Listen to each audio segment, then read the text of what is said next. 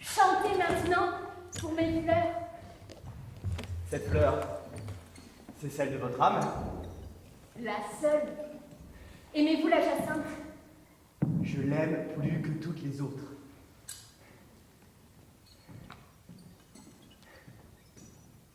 J'aime la forme virginale de sa tige qui s'élève, droite et élancée depuis le bulbe, lequel repose sur l'eau et plonge ses racines, pures et blanches, dans le liquide incolore. J'aime ses couleurs, la blanche, immaculée comme la neige, la jaune, suave comme le miel, la rose dans sa fraîcheur, la rouge dans sa plénitude, et par-dessus tout la bleue, scintillante de rosée, fidèle au regard profond. Je les aime toutes, plus que l'or et les perles. Je les aime depuis mon enfance. Je les admire, car elles possèdent toutes les belles qualités qui me font défaut. Et pourtant... Quoi? Mon amour n'est pas payé du retour, car ces belles fleurs me haïssent. Comment cela? L'éclat de leur parfum, purifié par les premiers vents du printemps qui soufflent sur la neige fondante, me trouble l'esprit, m'engourdit, m'éblouit, me chasse de ma chambre, me lance des flèches empoisonnées qui me brûlent le cœur et m'échauffent la tête. Vous ne connaissez pas la légende de cette fleur? Racontez-la moi. D'abord, sa signification. Le bulbe, c'est la terre qui repose sur l'eau ou qui est enfouie dans l'humus. Puis la tige s'élève, droite, comme l'axe du monde. Et à son extrémité s'épanouissent les étoiles à 6 branches des fleurs. Au-dessus de la terre, les étoiles? Comme c'est magnifique. Où avez-vous trouvé cela? Où l'avez-vous vu? Laissez-moi réfléchir.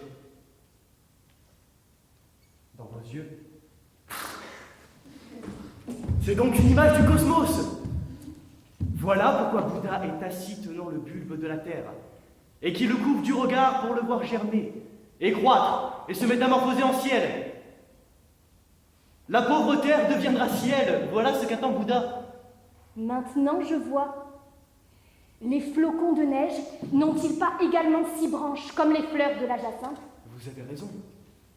Les flocons de neige sont donc des étoiles qui tombent. Et le perce-neige est une étoile de neige éclose de la neige. Mais Sirius, la plus grande et la plus belle des étoiles du firmament jaune et rouge. C'est le narcisse, avec son calice jaune et rouge, et ses 6 rayons blancs. Avez-vous déjà vu fleurir le lys d'Ascalon? Oui, il porte une inflorescence en forme de boule, de sphère semblable à la voûte céleste, parsemée d'étoiles blanches. Comme c'est magnifique. Qui a eu cette pensée? Toi? Toi. Nous? Ensemble, nous avons donné naissance à quelque chose. Nous sommes unis par le mariage. Pas encore. Que faut-il de plus? L'attente, les épreuves, la patience. Bien. Mettez-moi à l'épreuve.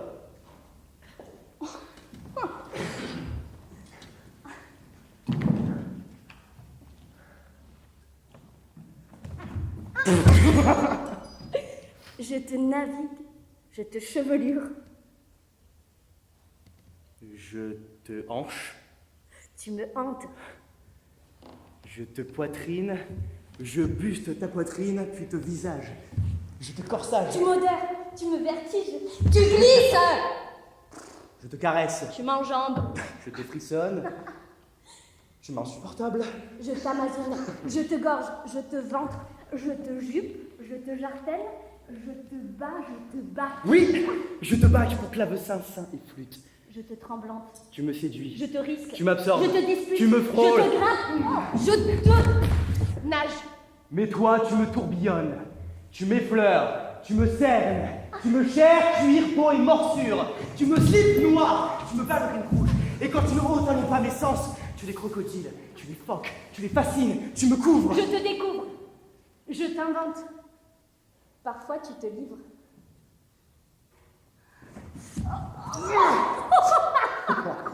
tu me lèves humide.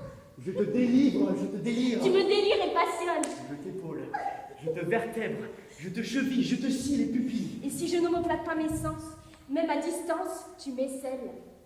Je te respire. Jour et nuit, je te respire.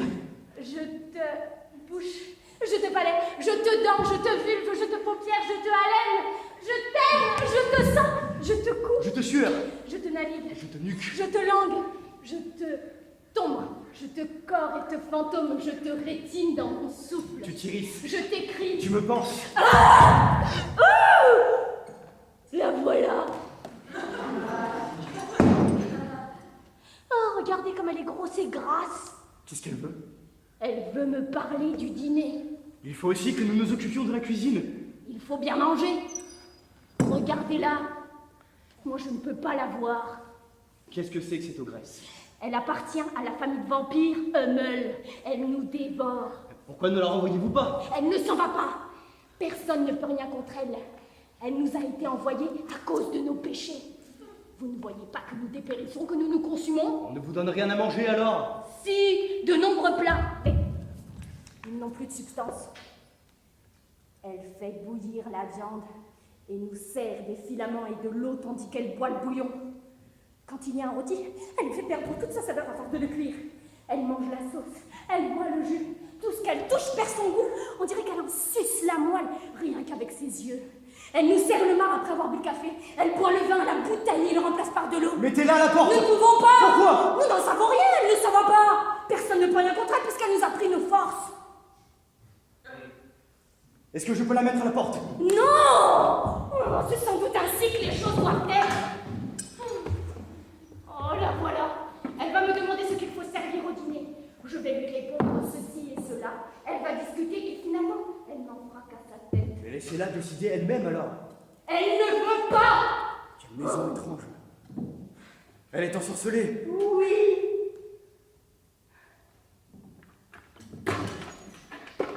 Mais maintenant qu'elle vous a vu, elle fait demi-tour.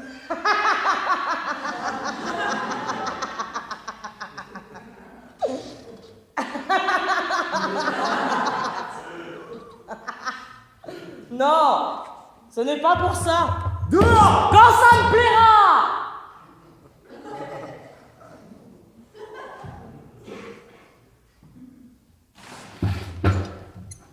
Maintenant, ça me plaît. Ne vous emportez pas, exercez-vous à la patience. Cette femme fait partie des épreuves que nous avons à subir dans cette maison.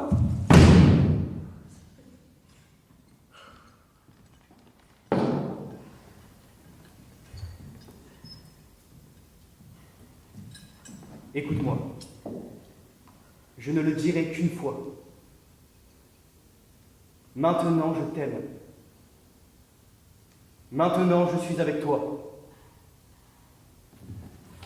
Je ferai de mon mieux, d'heure en heure, pour ne pas te trahir. Maintenant. Voilà. C'est tout. Ne m'oblige pas à te mentir.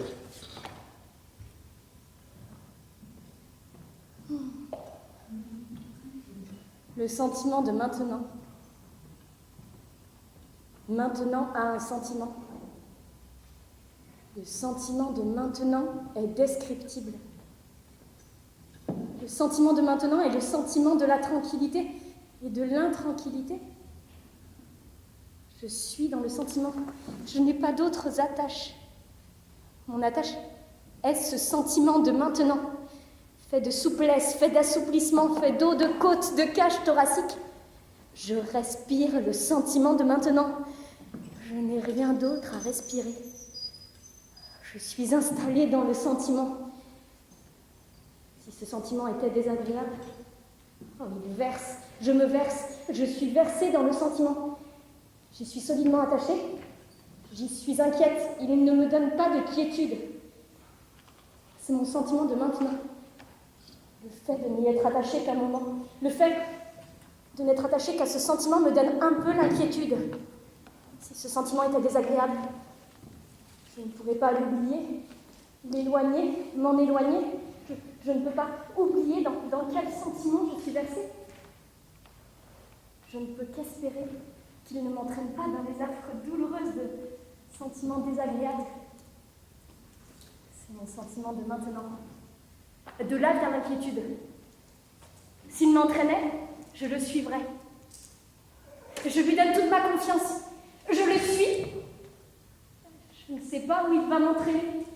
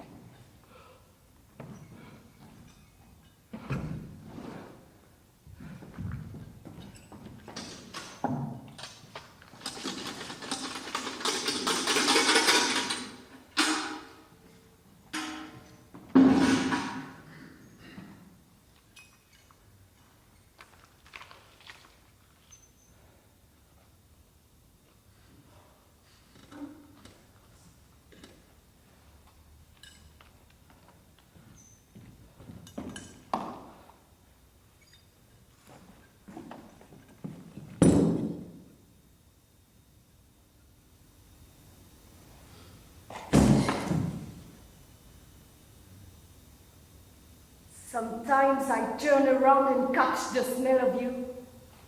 And I cannot go on. I cannot fucking go on without expressing this terrible, so fucking awful, physical, aching, fucking longing I have for you. And I cannot believe that I can feel this for you and you feel nothing. Do you feel nothing? And I go out at 6 in the morning and I start my search for you. If I've dreamt a message of a street or a subway station, I go there and I wait for you.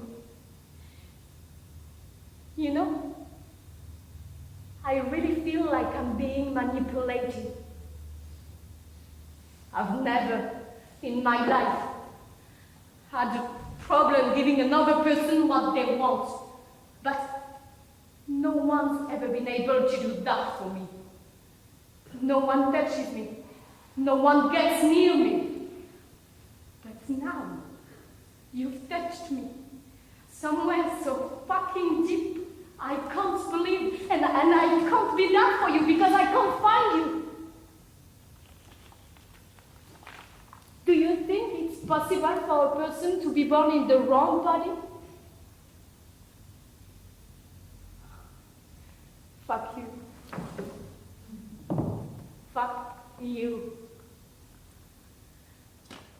Fuck you for rejecting me by never being there.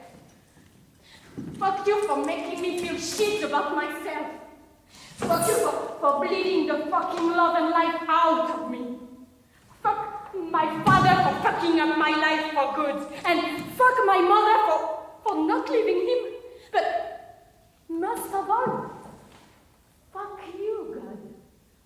making me love a person who does not exist.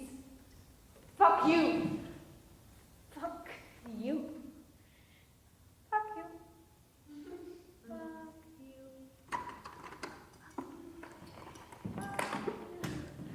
Oh, tiens! Qu'est-ce qui est arrivé à votre poitrine? I got it. C'est une façon très immature d'attirer l'attention. Did it give you relief? No. Did it relieve the tension? Non. Did it give you relief? Est-ce que ça vous a soulagé? Non.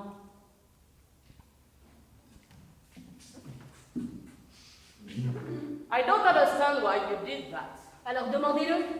Est-ce que ça a soulagé la tension?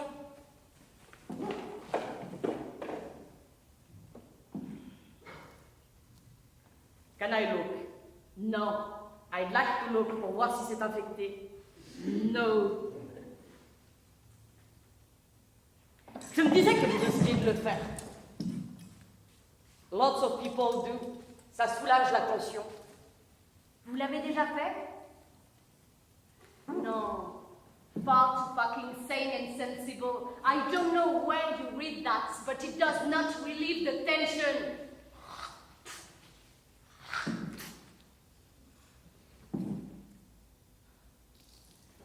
Pourquoi ne demandez-vous pas pourquoi? Why did I cut my chest? Aimeriez-vous me le dire? Yes. Then tell me. Ask me why.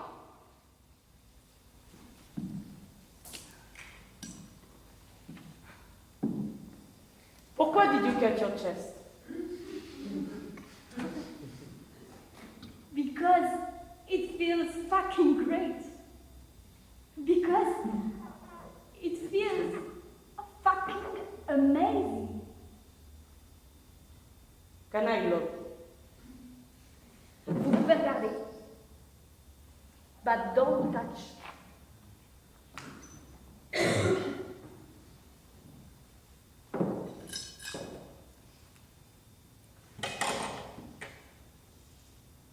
Le cœur est l'organe du désir.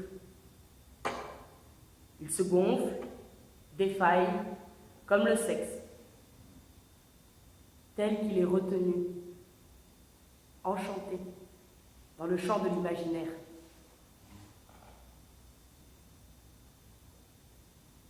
Qu'est-ce que le monde? Qu'est-ce que l'autre va faire de mon désir? Voilà l'inquiétude où se rassemblent tous les mouvements du cœur. Mon cœur me pique. Je plante une fourchette dans ma poitrine. J'essaie de soulager la démangeaison. Ma peau rougit. Ça gratte encore. J'introduis un bébé hérisson dans ma bouche. Fais le vide dans ma tête. Prends une gorgée de whisky sec, avale tout d'un coup. L'alcool atteint immédiatement mon estomac, mais l'animal reste coincé. Le souffle vient à me manquer. D'urgence, j'enfonce mes doigts au fond de ma gorge. Contraction, expulsion, je vomis, mission accomplie. La petite bête apparaît à mes pieds. Et mon cœur? Toujours pas soulagé. Ultime solution, sa lettre. Le papier coupe. À force de frottement, ma poitrine s'ouvre. Du bout de mes ongles, j'attrape mon cœur, je le regarde. Il est bleu.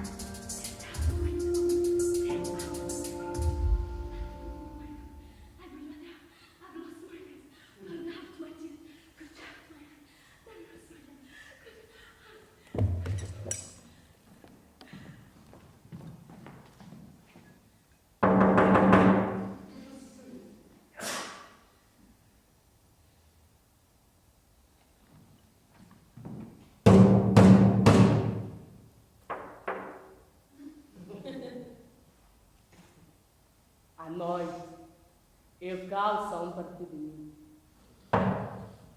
Dá tudo o silêncio das estrelas, sou efeito de uma coisa do tempo do universo. É que eu excedo, talvez. Para me encontrar, tenho de me procurar nas flores, nas aves, nos tempos e nas cidades, nos atos, nas palavras, nos pensamentos dos homens.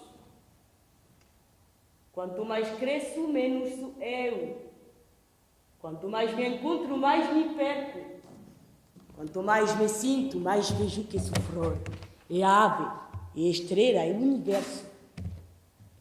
Na noite, onde nasceram as estrelas, comecei a considerar-me Dans la descer. nuit où sont nées les étoiles, j'ai commencé Não à me consteller há d'être. único átomo de mais longe com a Il n'y a estrela pas un que seul não atome corroborasse no meu de ser. la plus lointaine étoile qui ne participe à mon être. Parce Porque que Afonso Alfonso Henriques Henriques existiu, existait, eu je sou. suis. Parce Porque que Nuno Nuno Álvares Álvares a combateu, combattu. existe. J'existe. Je serai autre. E alto. Je ne serai pas donc. E serei, portanto. Si Vasco de Gama n'avait pas découvert la route des Indes, et si Pombal l'avait gouverné, Shakespeare fait partie de moi. Cromwell a travaillé pour moi quand il a construit l'Angleterre. En triomphant de Rome, Henri VIII a fait de moi ce que je suis. Pour moi, Aristote a parlé et Homère chantait. À ma présence d'aujourd'hui, Confucius a édicté une morale. Le premier homme qui a découvert le feu, celui qui a inventé la roue, celui qui a conçu la flèche. Si aujourd'hui je suis moi, c'est parce qu'ils ont existé. Voilà, j'ai fini. C'est fini. Je vais partir. Je vais faire quelques pas en arrière. Je vais saisir la poignée de la porte. Et je vais partir. Je ne crois pas qu'il faille que je vienne vers toi. Je ne crois pas que je doive m'approcher et venir. Je crois qu'il faut rester loin. Commencer cet éloignement. Il faut le commencer, il est en route, il est acté. Je pose cet éloignement comme un acte. C'est le premier, l'acte 1. Ce qui va s'écrire maintenant n'est pas drôle, pas joyeux, mais me taire, je ne le pouvais plus. Fallait-il se taire? Fallait-il se taire et oublier? Où est le courage? Moi aussi, j'aurais préféré que la vie fît la vitesse grand V, comme elle avait commencé, dans ces moments qui doivent être ceux que l'on appelle heureux.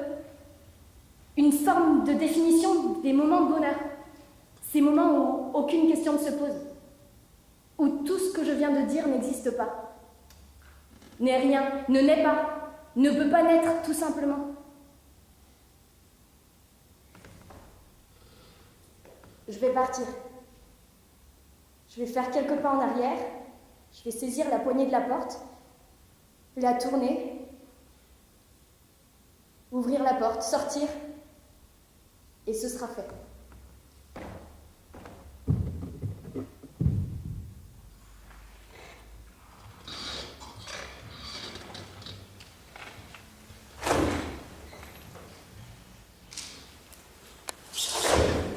Parler du temps qu'il fait alors que nous le connaissons. Demander comment ça va alors que nous le savons. Je préfère le silence. Là, on entend les pensées. Et on voit le passé. Le silence ne peut rien cacher contrairement aux mots.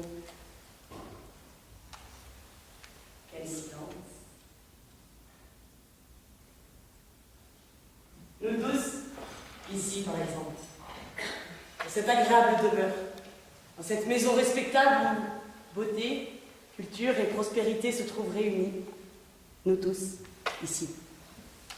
Nous savons bien qui nous sommes, n'est-ce pas? Je n'ai pas besoin de le dire, et vous me connaissez, bien que vous fassiez semblant d'ignorer qui je suis. Vous avez vu cette femme?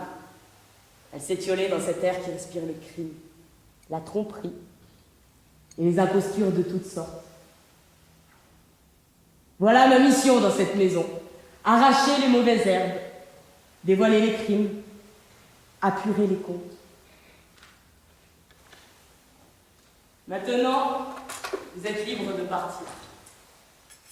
L'un après l'autre et dans l'ordre. Celui qui reste, je le ferai arrêter. Vous entendez? Le tic-tac de la pendule. On dirait l'horloge de la mort qui creuse les murs. Vous entendez ce qu'elle dit?